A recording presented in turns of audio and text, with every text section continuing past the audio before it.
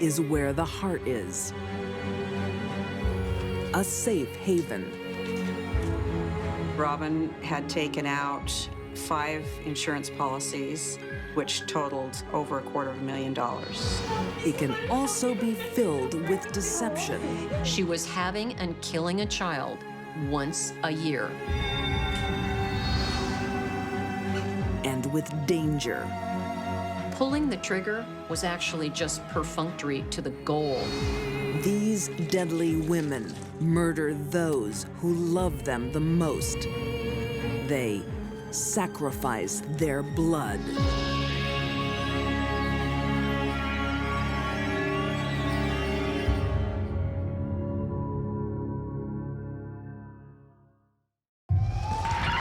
(1992), Boise, Idaho. That's my house! Firefighters are battling to save a home and a family. Both exits where people could escape were blocked by fire. My babies are in there! Ma'am, stop. The mother is frantic. Her 2 children and husband are trapped inside. I think most of us would think is the most horrific way that you could pass away. It will take a miracle to get them out alive.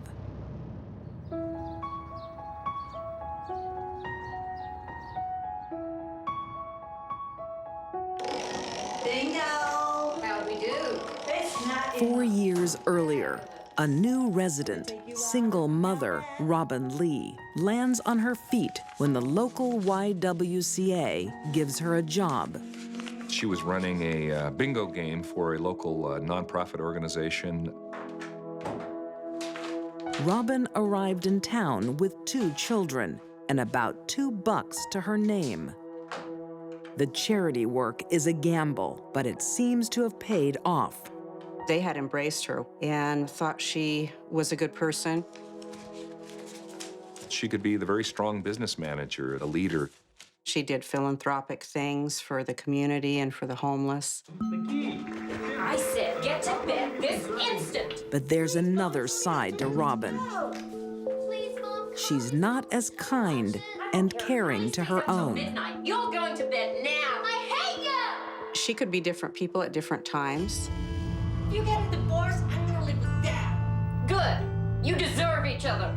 She basically would be the person you wanted her to be. When she remarries local man Randy Rowe, there's no domestic bliss. Randy was a good, simple human being, just a blue-collar guy out making a living and enjoying life.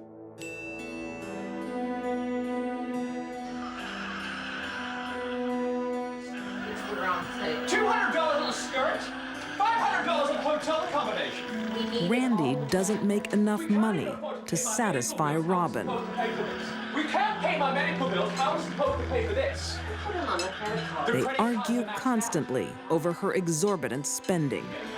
She was very materialistic, had lots of nice things for the money she had. In fact, the apartment had quite a few nice furnishings for her level of socioeconomic income. When the family's finances hit rock bottom, Robin decides it's time for a change. Robin was motivated by money. I know you're unemployed, Randy. That's the problem, isn't it? Robin was motivated by her freedom. I believe she wanted to start a new life. Oh my God.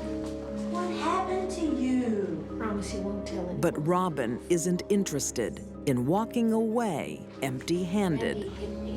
She spreads a story that Randy is abusive. She claimed that she needed to get away from Randy. You just call me if you need anything, okay? Thank you. Robin had lied about these domestic violence problems where her husband, Randy, was attacking her and threatening her. Are you sure you don't mind? I know I've been staying over a lot. It's fine. You can't stay there with Randy acting the way he is. Her close friend Joan believes her and offers her shelter. You just have a good night's rest. You can stay as often as you like. Joan, with the biggest heart in the world, bought into it and was helping her friend and protecting her. What Joan didn't know is that Robin was manipulating and using her as cover. In the early morning of February 10th, 1992, Robin startles Joan out of her sleep. Joan, get up. Get up. What is it? I've got to go home. Something terrible has happened. What do you mean? What's wrong? I know something has happened. I know something is terribly wrong. Please come with me. She said, I've had this premonition that something is terribly wrong. Stop that thing here, please, folks. That's my house. My babies are in there. Ma'am, stop. Why didn't the smoke alarms go off? This is no bad dream. Robin's fears are real. Joan. They arrive to find Robin's house in flames and the firefighters in despair. Inside the home are the bodies of her son, daughter, and husband. No one could save them. Detective Gary Rainey leads the investigation into the blaze that starts to look like arson. It appeared somebody may have poured an accelerant across the bottom of the house. The breaker switch that controlled the smoke detectors was turned off from the garage. And the furnace thermostat was set in the full-on position, and it actually excelled the fire and drew it up into the second floor much more rapidly. Please help. A tragic fire becomes a murder investigation. But who would want Robin's family dead? The first thing that started coming to my mind as I spoke with Robin just a few hours after the fire was her lack of emotion. And this just, in my mind, was not normal for a mother. Stop that thing here, please, folks. That's my house. My babies are in there. Ma'am, stop. Why didn't the smoke alarms go off? December 1992. The community of Boise, Idaho is mourning the deaths of the Rowe family in a house fire.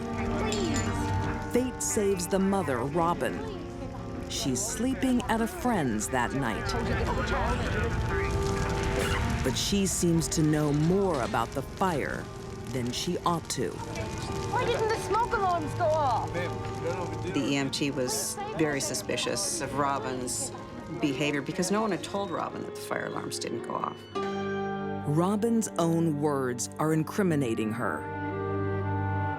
Robin tries to use the fire to cover up another crime. She tells police the proceeds from the bingo nights have been destroyed. She reported that the money from the bingo proceeds had been lost in the fire. We found the bingo box with all of the proceeds in it. Police dig deeper and discover Robin has been stealing the bingo money for months. She had been embezzling from the bingo operation that she was running. Robin now finds herself in custody over the theft. She was arrested for grand theft for that case, but that also got her contained in the Ada County Jail while I could continue to investigate. With Robin locked away, And just one more. the investigation uncovers another of her schemes. Robin had taken out 5 insurance policies on her 2 children and Randy, which totaled over $250,000. Great. We're all done. I was wondering, Bill, since this is a new policy, how long before it takes effect? Well, with this policy, you get coverage straight away. Oh, great. The last life insurance policy, she took out just 16 days prior to the fire. Well, unless there's anything else, I think we're all done here. Thank you so much, Bill. Thank you, Ralph. Thank you. The more that I looked at the physical evidence and put those pieces of the puzzle together, the more and more convinced I became that she was responsible. Robin's past discloses an even bigger shock. This isn't the first time Robin Lee Rowe has had bad luck with fires. She has lost another child in a house fire. Let me guess. Keith was well insured. You betcha. 12 years earlier, her 6-year-old son, Keith, died the same way. She was living in a borrowed cabin. She had no job, she had no car, but she took out $28,000 worth of life insurance on her son, Keith. Keith was asleep in the bedroom when a fire started in the cabin. The chances of a mother losing one child in a house fire are astronomical. The chances of that same woman losing a second family in a house fire when she wasn't there are unbelievable. It's too much of a coincidence, but police still can't move because Robin has a watertight alibi. She is asleep at her friend Joan's. She was sleeping downstairs on the couch. She couldn't have set this fire.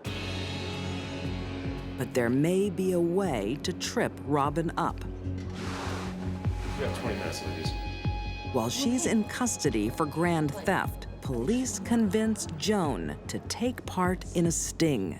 She tells a lie to try and get Robin to tell the truth. The night of the fire, something woke me. I went downstairs and you were there. I couldn't sleep either. I was upset about Randy and me fighting, so I went out to the car and called my psychiatrist. The psychiatrist could give you an alibi? No, I don't want her involved. Robin admitted that she was not in the apartment at 3:30 in the morning, and that was the epiphany to Joan to realize her very, very dear friend had committed murder. Goodbye, John. No one believes Robin was on the phone. About 3 o'clock in the morning, she left, drove to her house. While Randy, 10-year-old Joshua, and 8-year-old Tabitha sleep soundly, Robin disables the smoke alarms and turns up the heat.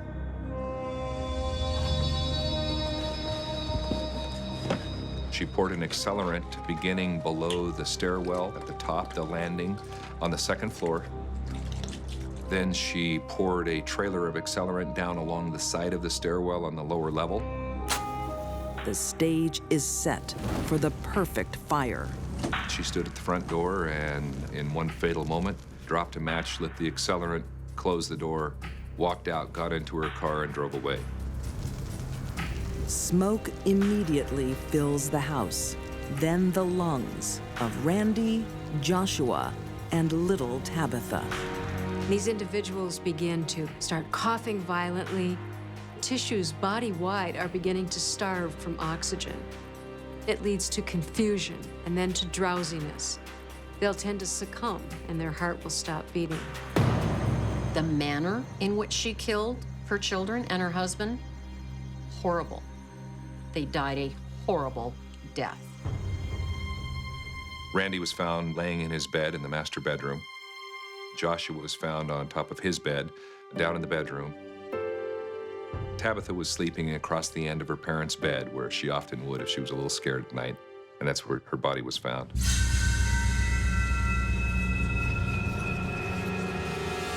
The three of them, Randy, Joshua, and Tabitha, simply became no longer worth it to Robin. By 1992, police have enough evidence to charge Robin Lee Rowe with 3 counts of first-degree murder. She's found guilty and sentenced to death and awaits execution in an Idaho prison. Robin Rowe is definitely where she needs to be and should never be let out of prison. The only thing people really meant to Robin was a nice payday.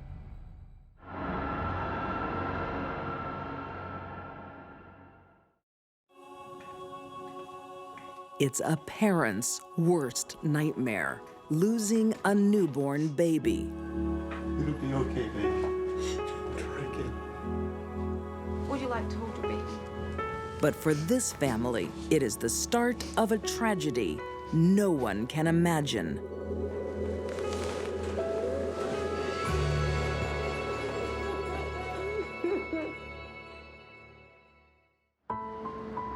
1972, Schenectady, New York State. Yankees meet tonight in the deciding game of the American League. Joe and Mary Beth Tinning can take comfort in their two surviving children, Barbara and Joseph. Joe was very happy. Joe really wanted children, and he loved them. What is going on back there? But friends notice that Mary Beth doesn't take to motherhood as others do. What do you think? She appeared to love them. You are so in trouble. She didn't like to deal with the messy part of bringing up a baby, the diaper-changing, burping part, the screaming all-night part. I think she liked them only as playthings, as toys. But Mary Beth's toys are breaking. 3 weeks after bearing their baby, their 2-year-old son, Joseph, dies, and there's no explanation. It's terribly, terribly hard. Everybody flocked around. All the friends and family would run in and lavish her with attention and sympathy. Joseph was just a little angel. Despite her tragic loss, Mary Beth seems to enjoy being fussed over. All of a sudden, she got attention from everybody, and it made her have a purpose in life, you know? And that's why I think she really, she just fed off of that. She fed off the kids. The family is still in mourning when their only surviving child, Barbara, contracts a mystery illness. She seems fine now. The doctor insists Barbara stays overnight in the hospital. Usually, when these children are brought to the hospital and are getting good medical care, they improve. No, I'm taking her home. She'll be much happier at home. But Mary Beth has other ideas. No, I want her close with me. Come on, we're going home. Barbara is home less than an hour Someone please help me! before she's rushed back in critical condition. Help her!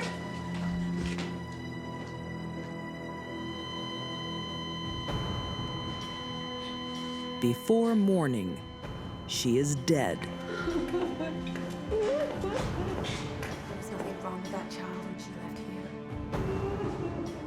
The nurses at both hospitals gossiped a lot about their suspicions about her. But nobody was prepared to actually face her because they couldn't have proof. Joe was very distressed when Barbara, the older child, died. But these children kind of came and went like little wraiths, you know? The Tinnings' 3 children have died within 3 months.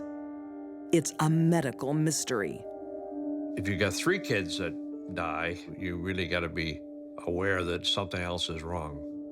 Joe Tinning was the perfect foil for Mary Beth because he was so accepting of everything she said and did. You wondered how he could have his children die one after another, and never say, well, is there something you're doing wrong? One of his quotes I remember was, well, you have to believe the wife. When people look at a woman, especially a mother, they do not ever see a killer. There must be another explanation as to why these children are dying. Most doctors rule out SIDS because 2 of the children have passed the danger age. Kids that are up and walking around do not die from sudden infant death syndrome. Instead, they suspect a bad family seed. She and Joe were sent to one of the leading children's hospitals in the country to check whether there wasn't some genetic factor. Doctors don't find a cause for the deaths, but the Tinnings are advised not to have any more children. But that doesn't stop Mary Beth. What are you doing? Oh, please don't hate me, Joe. I'm pregnant again. A year after bearing her 3rd child, Please. she's pregnant again. Please, I can do this. We can. And the cycle of life and death will continue.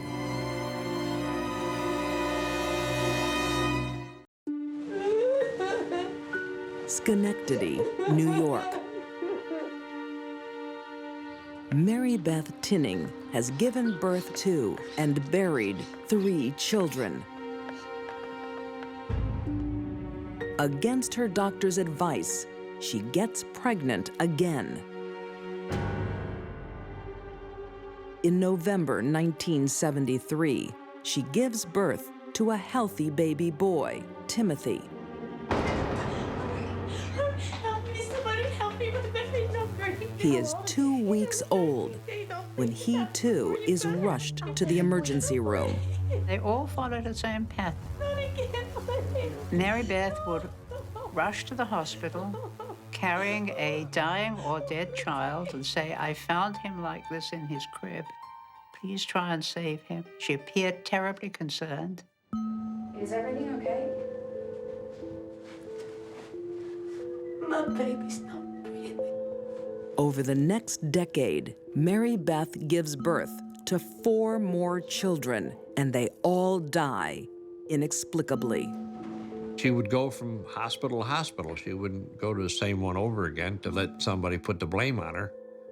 She was smart that way.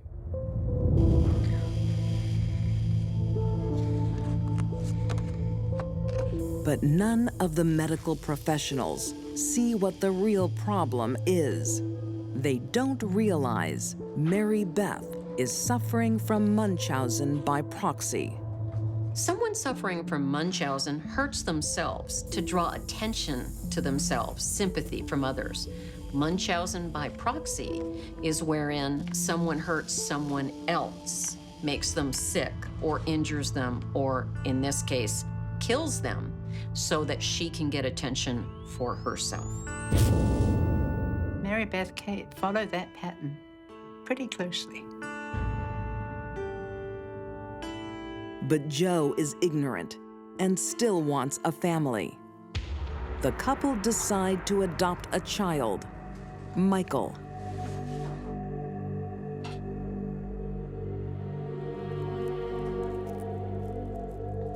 But Joe's happiness doesn't last long. Mary Beth now turns her lethal intentions on him.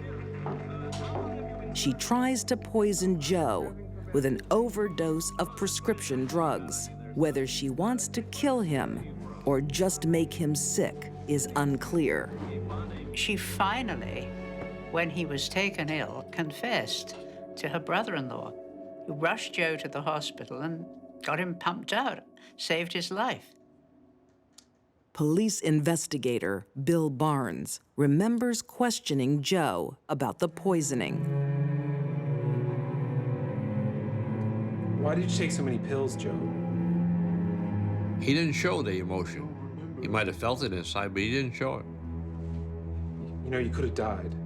And therefore, when I asked him, I said, you know, she tried to poison you, and he acknowledged that he thought she did. But if she did, she did, you know. It doesn't seem to bother him too much. For some reason, Joe doesn't resent his wife's murder attempt or his children's deaths.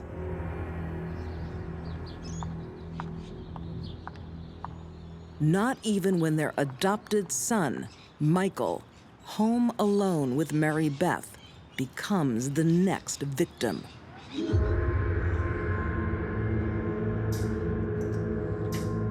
Once again, Mary Beth seeks medical help too late. She called the doctors, and the nurse made an appointment for her to bring the baby in at 10. She shows up at 10 o'clock with a baby that had been dead for 2 hours. When she had an adopted child and that child died, all of a sudden, there was no longer the possibility of this being an inherited or congenital disorder. All of a sudden, it was something in the home, and in all likelihood, it was the mom. The Tinning children did not have a genetic disorder. They had a killer mom disorder. Finally, after 13 years, friends and nursing staff pressure authorities to investigate the deaths of all the Tinnings children.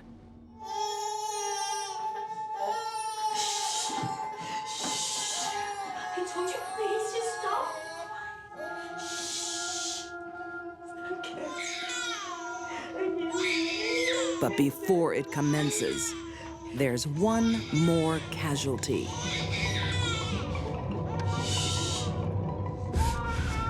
Tammy Lynn is 4 months old when Mary Beth has had enough of her. The child woke up and cried. She couldn't stop the crying, so she smothered her. Very, very hard to prove that a very small infant who has been smothered hasn't simply died of crib death. By now, there's no doubt these deaths were not from natural causes.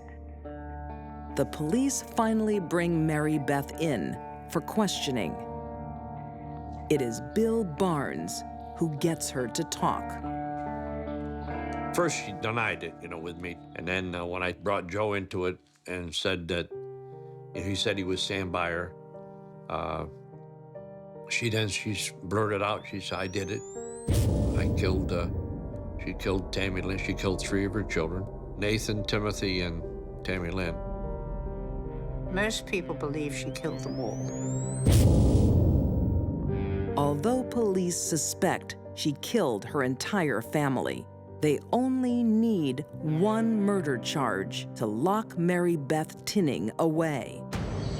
In 1987, she is found guilty of second-degree murder of her last child, Tammy Lynn, and is sentenced to 20 years to life. Mary Beth was astounded. I don't think it really had hit her until then that she was going to jail, and that she was going to jail for a very long time. Mary Beth craves attention at the cost of her own blood. 23 years in jail has not changed her one whit as far as her psychic state. I have always thought she didn't belong in prison. She belonged in a psychiatric institution. Joe promises his wife he will stand by her. And true to his word, today he still visits Mary Beth in prison. I can't understand how any man would go back to a woman who'd do that. But there he is after 23 years, still visiting her in jail, still saying that he'll provide a home for her if and when she comes out. Mary Beth is now eligible for parole, but so far it has been denied. What sticks out mostly in my mind was how anybody could do that, to their children, how anybody could do that to their husband. How could you be driven that far to kill another human being? I don't know. Mary Beth Tinning is everything a mother should not be. Thank God she's locked away. Why do you have to drink so much? A common domestic argument. Parents disagreeing on how to discipline their I children. am taking away your TV and video game privileges. Get to your room. I said, get to your room. It should be easy to resolve, but not in this family. Why are you always taking his side? I'm not taking sides. I just think you're overreacting. The tension was growing in their household, and it went over the top. Because she was a woman pushed over the brink.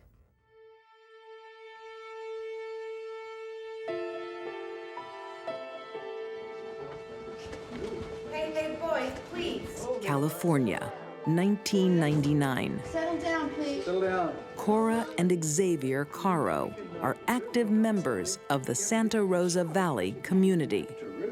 They were very close. They went on a lot of family vacations. They went to movies a lot. They did a lot of things together, especially going to church. They were a very religious family. Well, look, we can certainly help out on Saturday, can't we, dear? Sure we can, yeah. Cora's a busy mom with 4 young boys under 12. Boys, I was going to ask if you wouldn't mind baking some of those amazing cookies of yours. It'll be my pleasure. You let me know what else I can do, okay? But she is always ready to lend a hand. I'll see you on the weekend. Anthony, thank you very much. This was a woman we knew from classroom volunteering and from church activities. We always saw her giving high fives with her children and hugging them. She was, by all accounts, a loving mother. Well, I'll see you in about a month. The couple live and work together. Oh, hello, Mrs. Baker. It's good to see you again. Oh, he's quite the taskmaster, my husband. He's got me shackled under the desk here. I'll take the shackles off. He is a doctor, and she's his office manager. Bye-bye. She deserted her nursing career and became his office manager. Her husband and sons became her whole life. But behind the perfect facade, Cora's hiding secrets. How can we owe so much money? We've had a lot of expenses. She's a thief. In just 1 year, she has siphoned off $100,000 from the medical clinic.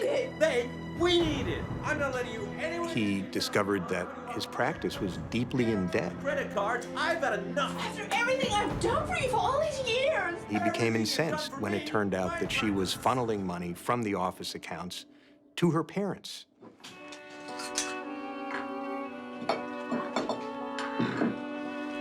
And Cora has another problem: alcohol. She was drinking a lot. She became depressed. Her husband finally talked her into trying some antidepressants. Cora's problems were far deeper than can be treated simply with a pill. Cora probably needed hospitalization.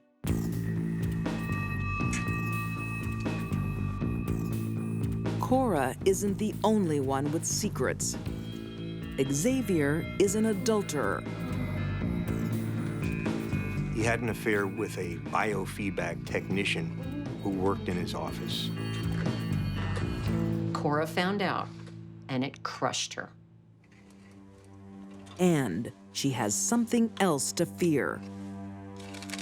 She found a worksheet that he and his attorney had recently compiled, and it was a divorce attorney. And it was at that point that she realized this could happen, and this is real. Cora's world had fallen apart. Not only was her husband leaving her, she had been replaced, in her mind, by another woman. Thinking she is about to lose her marriage, Cora threatens to harm herself. She was confiding to a friend on the phone that she would be better off dead, and that she was holding a gun at that moment. Please sit down. She believed her life was over. She was going to lose everything. What is it? A concerned friend goes to see Xavier. She talked about killing herself. She wouldn't do that. She wouldn't. He thought that she was just being overly dramatic. She's a drama queen, you know that. But he was concerned, apparently, about this incident where she confided to her friend that she'd be better off dead.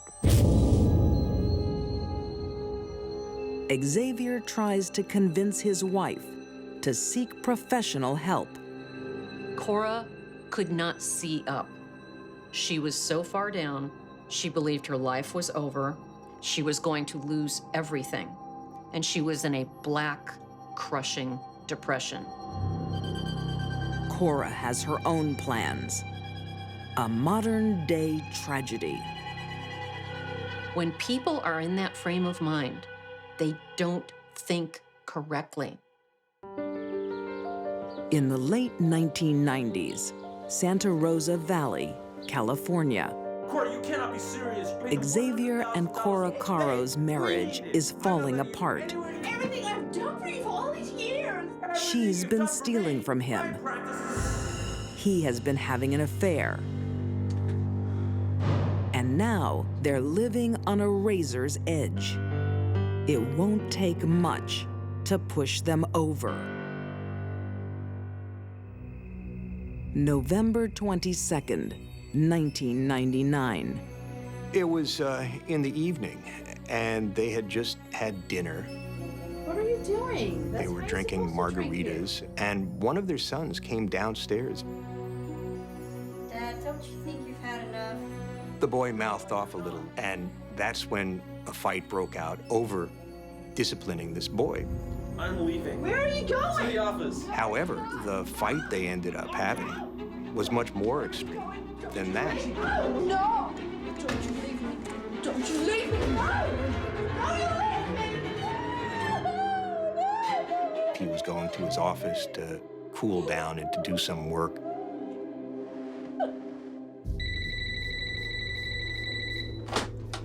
What is it? Why would he answer? Cora, I'm not gonna talk with you when you're drunk.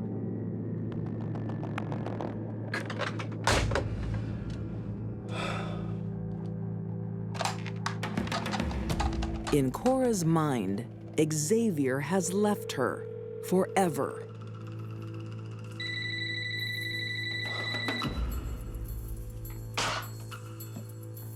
She had something like 1.5 times the legally permissible amount of alcohol in her system. She also had some drugs. She became very robotic and cold. That's what I've always admired about you, Xavier. You always know the difference between right and wrong. She was machine-like.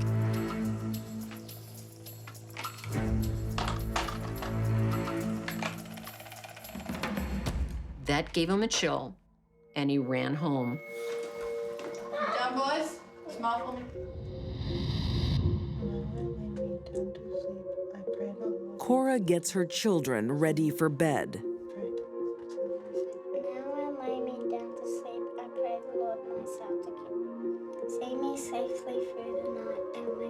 Every night, Cora would tuck her kids in and she'd put a little Bible underneath their pillows.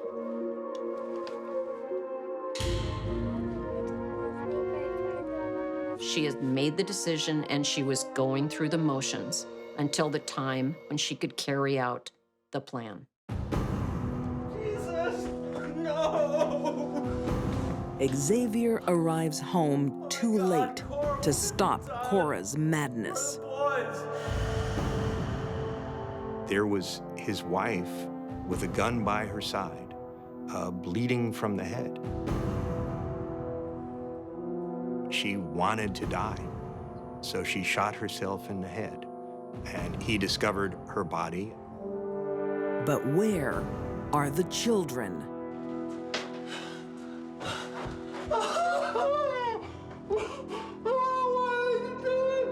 My partner and I were the first initial responders to the scene. Deputy Tony Tutino will never forget the night he is called to the Caro's house. We could hear him crying. He just seemed like the whole world had kind of crashed down around him. Police quickly put the puzzle together. She went upstairs to where the family's bedrooms were. 8-year-old Michael and 5-year-old Christopher are sound asleep.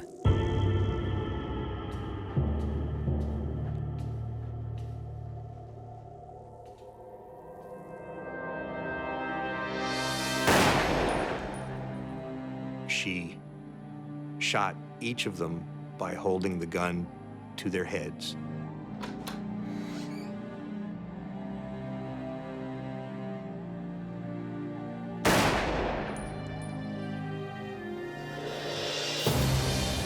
It was an act of revenge because she was taking the things away from her husband that he cherished the most. She then went into the room where her oldest boy was alone. He had apparently gotten up as a result of the noise, and he was sitting somewhat upright in bed.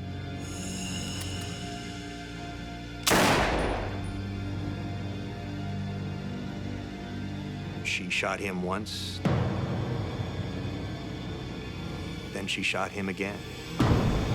She then turned his body over so that his face would be up to greet her husband. The tragedy just hammers you. I think it was horrendous in the fact that 3 small children, and you see them, and they've been basically cut down in the prime of their life. You know, life had been taken away from them.